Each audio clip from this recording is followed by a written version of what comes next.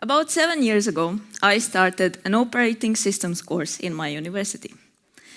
Little did I know that by the end of the semester, the professor would show us something that kept me mesmerized for years to follow.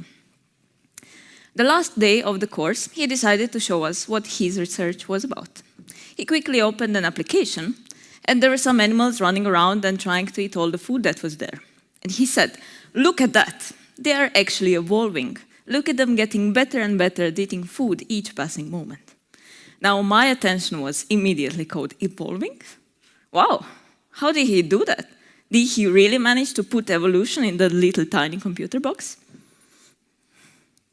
He then started telling us about how this genetic algorithm can be used to solve all kinds of different problems. Problems like scheduling, weather prediction, or even credit scoring. Now, I turned to my friend Marco, who is, by the way, doing his PhD in the same topic at the moment, and I told him, "Oh my God, this is amazing. We have to do this." So, we did it. We started poking every problem that came our way with this algorithm. We wanted to see where it would take us. And it took us places, and it was incredibly fun. And this is why I am here in front of all of you today. I want to show you how awesome this thing is, and I want to try and make you feel the same way I felt about it 7 years ago. At least once in your life, my animation is not working, but imagine nice evolution and my animation here. At least once in your life, you must have wondered about how evolution did such an amazing job in creating us humans, even though billions of years ago, Earth was populated exclusively by simple single-celled organisms. And we managed to evolve from that. I think that is amazing. What is even cooler about evolution is that it can be used to solve all kinds of different problems. And it does that by using these three principles. First principle says, if you find something good, keep it. When you get something bad, throw it away, because of course you don't want to keep the bad stuff. And always make sure that you try out something new. And this is what evolution essentially is. It repeatedly goes through these three steps of keeping the good, losing the bad, and trying something new on top of it, hoping that it would get something even better than what it has at the moment. And genetic algorithms do the exactly same thing. Genetic algorithms are algorithms based on principles of biological evolution. And recursively enough, evolution is a genetic algorithm, and genetic algorithms are evolution. If you think about it, the single greatest thing a genetic algorithm has done is the life population of Earth. And ever since I heard about the genetic algorithm for the first time, I was asking myself, is it really that simple? Is it only those three things?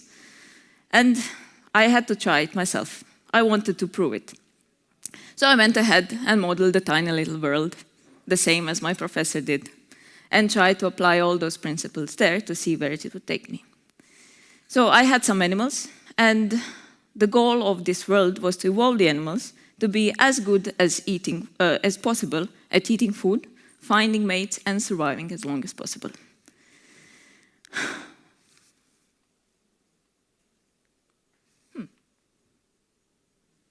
So, every animal in this tiny little world has a set of genes.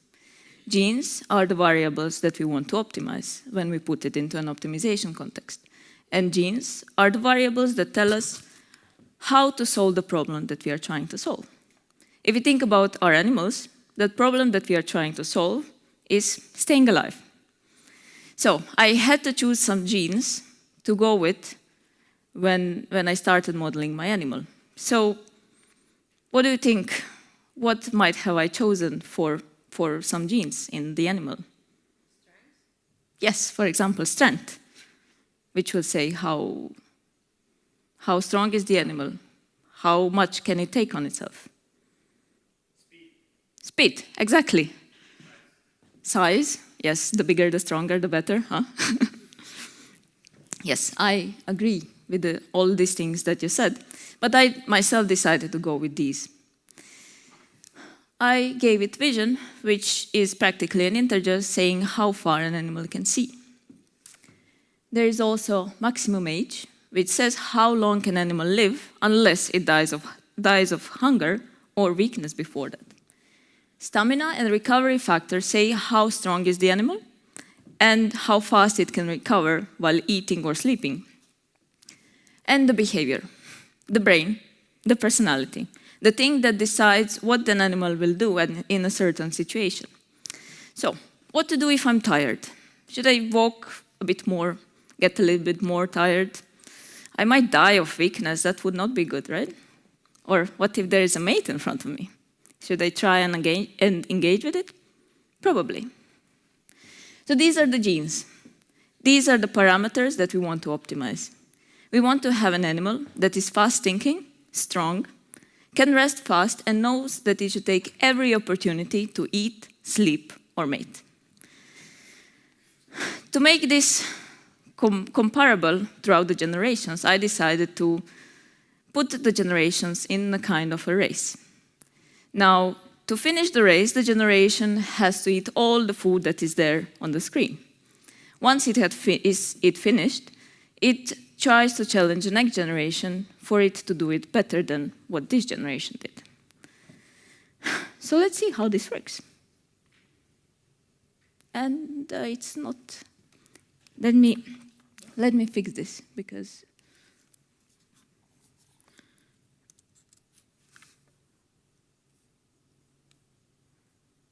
I'm very sorry.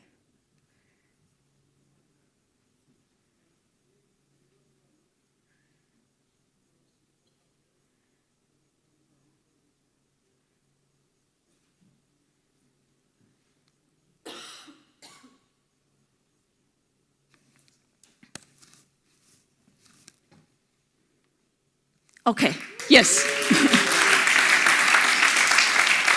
So, generation 27 does the job in 6 seconds. Generation 13 takes a little longer, but does it in 13 seconds.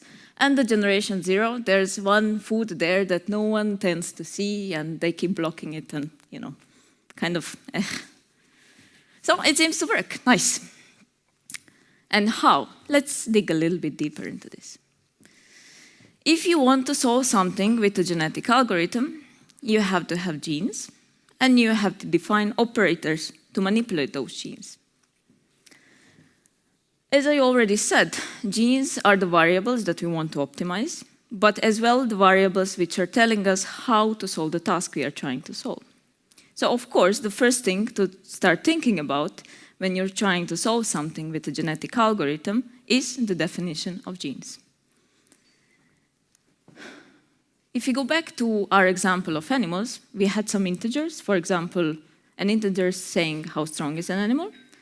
And we had the behavior, and behavior was kind of a small program which was deciding about what an animal will do. So once we have the genes, we want to put them in some kind of data structures so we can easily define crossover and mutation parameters over it to make them more general and easier to handle. Most common data structures to use while doing this are vectors and trees. For the integer genes that we had in our example, I decided to put these into vectors, and this is quite a usual way to do so. And as I already said, behavior is a kind of a program. And a way to represent simple programs is to put them into decision trees. Now, trees consist of non-terminal nodes and terminal nodes. Usually terminal nodes, if it's a decision tree, are used to collect data and decide on the next action or to decide whether to collect more data. In our example, the non-terminals were used to look around and to check the animal's strength. And the terminals were doing the actions of eating, sleeping, mating, or walking. So, once we have the genes, we have to find a way to put it into evolutionary machinery. And the genetic algorithm repeatedly goes through these 3 steps. First step is the selection. Selection is here to keep the good and lose the bad.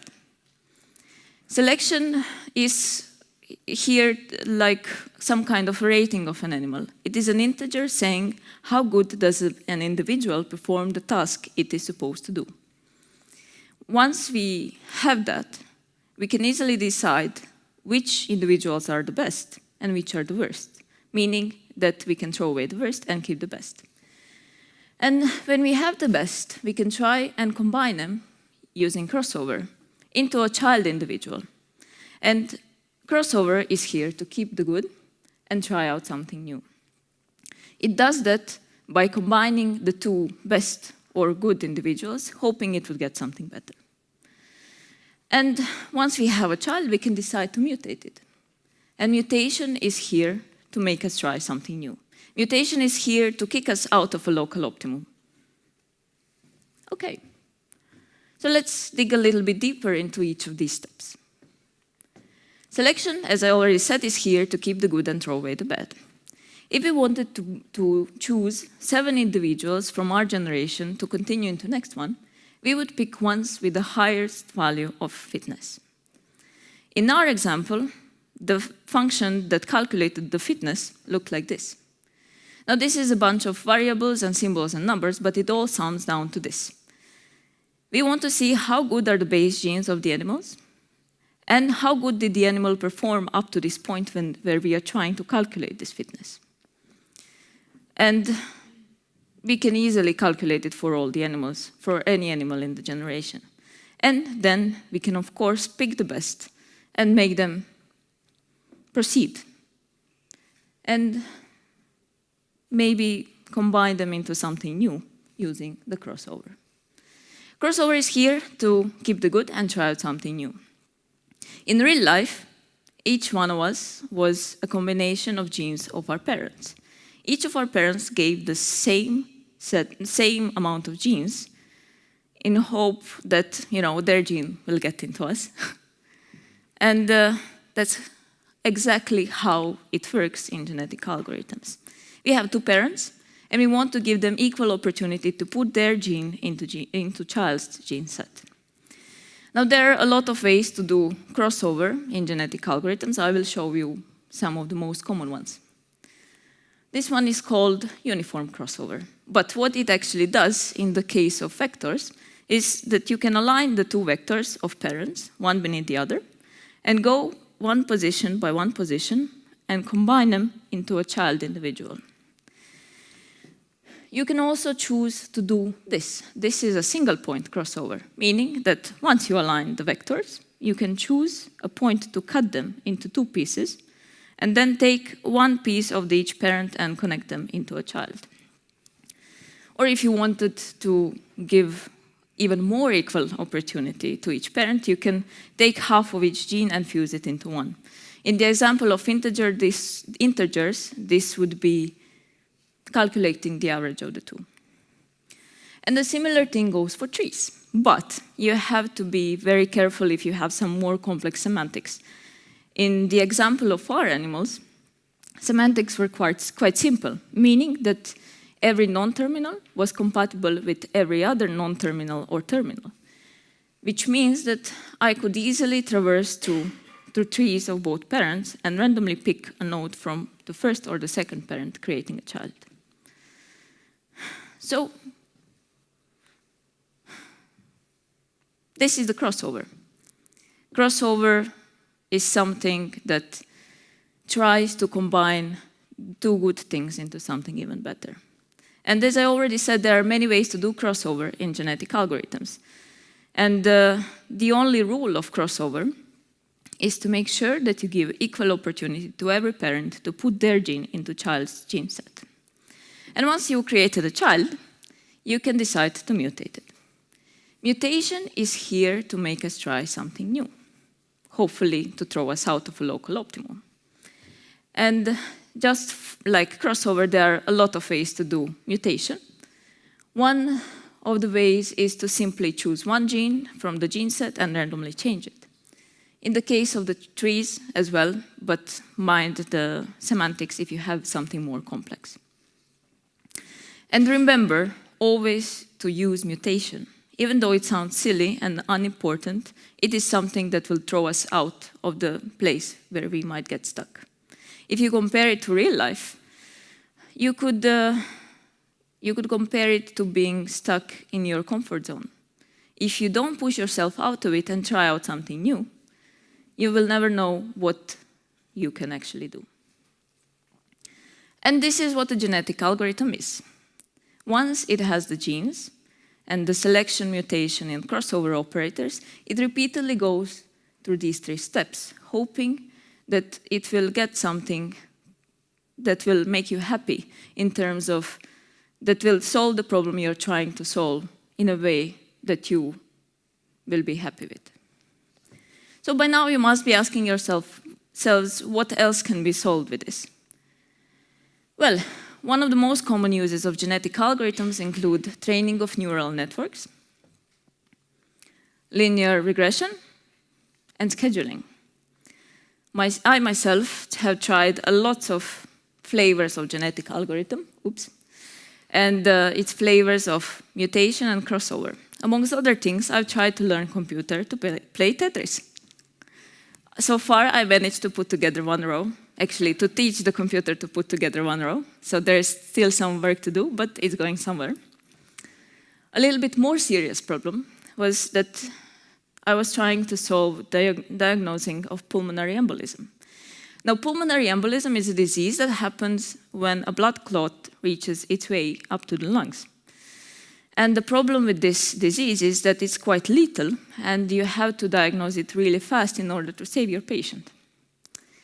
Now, to diagnose this, you first have to take a 3D CT image of lungs, and slice it into hundreds of 2D images of lungs. And then you have the doctor going through each and every picture, trying to find the clot in each and every picture. Well, it sounds quite boring, repetitive, and it requires high precision, which sounds like a perfect job for the computer, right? And as I was trying to solve all the world's problems with genetic algorithms, of course, I tried to tackle this with the genetic algorithm. What I found out is that even though it was not the perfect tool for the job, it did manage to filter out images that were definitely not pulmonary embolism, potentially making the person going through those pictures have a little bit easier time. So that's nice. And definitely my far most favorite project is that I've tried to compose music with genetic algorithms. So let's listen to some tunes. Whoop.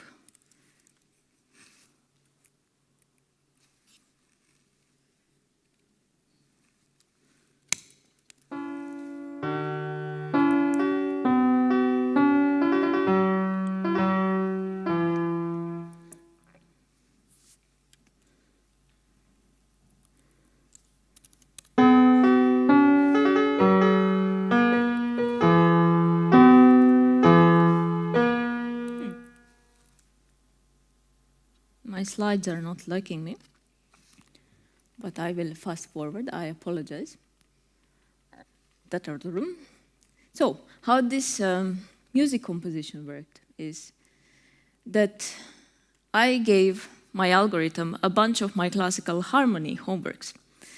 Then the algorithm would go through all of these and try to find some patterns in rhythm. It would try to find out what are the good melody intervals and what are the good harmony intervals. Once it had those information, it would build a fitness function based on it. And then it would start to compose. And after every once in a while, it would stop and check how good was it compared to the things that I gave it. Now, even though this wasn't like a super complex giant piece that had, beginning and end, it was a nice clip that showed pretty nice harmonies, good rhythm, and nice melodies. So I think this is something that should be worked on to create something really, really good.